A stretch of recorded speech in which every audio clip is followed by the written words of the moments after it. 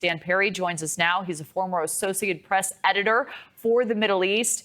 Dan, thank you very much for hopping on the call. So an Israeli strike, as you know, on Iran's nuclear program, something that's been a possibility for a very long time, talked about.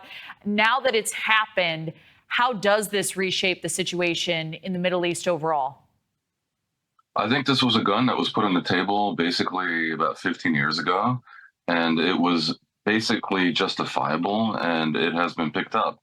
I think it's incredibly significant. I don't believe for a second that Israel would have done this without the acquiescence of and the cooperation of and indeed coordination with the United States.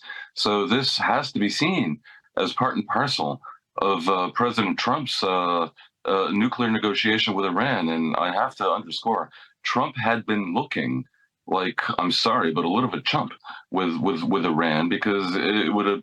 We all thought that he would just basically reprise the JCPOA that Obama signed in 2015. Trump walked away from in 2018. This creates a different situation with a lot of levers where the U.S. can actually ask of Iran many things that are incredibly important to establishing a day after the war in the Middle East that is reasonable, including and especially that Iran end its proxy chaos project where it supports militias that create madness in Lebanon. I'm talking about Hezbollah, the Shiite militias in Iraq. Obviously, they've been messing around with Syria, the Houthis in Yemen, and of course, first and foremost, Hamas and Islamic Jihad in the Palestinian areas. Yeah, and a lot of what he said, the president, to reporters is now being questioned. Was that really what was happening behind closed doors? It raises questions about ongoing talks with Russia as well, because a similar perspective has been taken about Trump may be being taken for a fool by Putin. So we'll see. A lot of levers, as you said, now open. Israel taking out Iran's air defenses. This was a year ago. That really decimated their proxy terrorists as well. That was a separate operation, which is a major means for Iran to retaliate. What are your thoughts on that reality when it comes to the timing of this operation, Dan?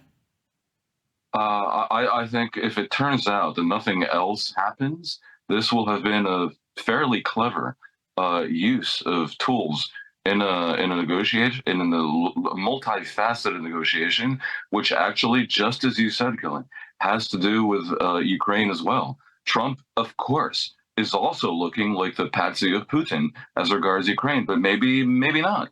Maybe with the Iranian drone project, perhaps also debilitated. Who knows? That could be part of all this. Putin will be more willing to come to terms with an endgame in Ukraine that doesn't look like a total sellout by Trump to the Kremlin. I'm not a fan of Trump's global destruction of the post-World War II order, but the fact that he's willing to allow players to have latitude that maybe under previous U.S. administrations they would not have had, and that's what we're seeing with Israel, may prove actually useful. I'm trying to express myself cautiously because I also know it could bring chaos. But right now, as of Friday, it's looking like this could be useful, and who knows? Maybe at the end of the day, this causes the Iranians to take a step back. And I have to also note, what we're talking about here is allowing the Islamic Republic of Iran, which is a criminal organization that has seized the country 45 years ago, to continue to oppress its own people. So Iran vowing now this decisive action in response to these strikes. How far do you think Iran goes in that effort? And do you have concerns about an all-out war now?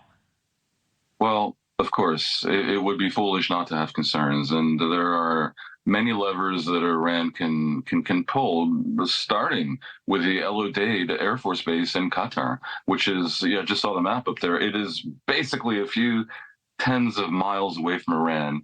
It is America's fundamental air power base in a region, and Iran has threatened to attack it. So it is no surprise that the Americans have told diplomatic and other personnel to vacate facilities in the area. Iran can definitely escalate. Will they? I'm not so sure, because the Iranian regime, I think, mainly want to survive. Of course, they also want to, spread jihad throughout the region, but they mainly want to survive.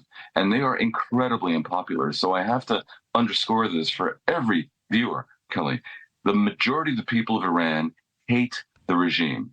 And there's always a little bit of a equation where if you weaken them enough, but maybe don't humiliate the Iranian people, that could foment revolution in Iran, and that would be a very, very, very good thing because a post-Islamic Republic Middle East would be a far better region for the world and as a partner to the West. Well, there has been that question hanging in the air. Could this lead to a regime change? A big one at the end of all of this. These nuclear facilities that Israel's targeting, they're spread all across Iran, as you know. What will it take militarily and intelligence-wise to completely decimate Iran's nuclear program? Is it possible? To be honest with you, I don't think Israel is capable. There are very deeply embedded areas that Israel does not have the bunker busting bombs to destroy. Israel hasn't attacked the Iraq heavy water plant. I'm not sure it's attacked Fordo. It attacked Natanz, obviously, that we know. But I realize this is a little bit unpopular on American TV, but I view this as an Israeli-American operation. And the stage two would be when the Americans step in with the bunker busting capabilities that only the United States has. And if that happens, then that would truly destroy the Iranian nuclear capability. That would absolutely risk a a regional war with Iran attacking every U.S. asset in the region and absolutely throwing everything it has at Israel.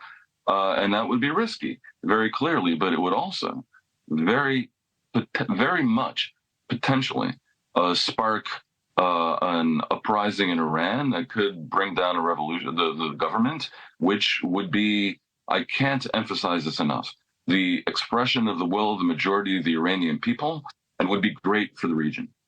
Wow. Well, a fascinating take, Dan Perry. Thank you very much for weighing in this morning.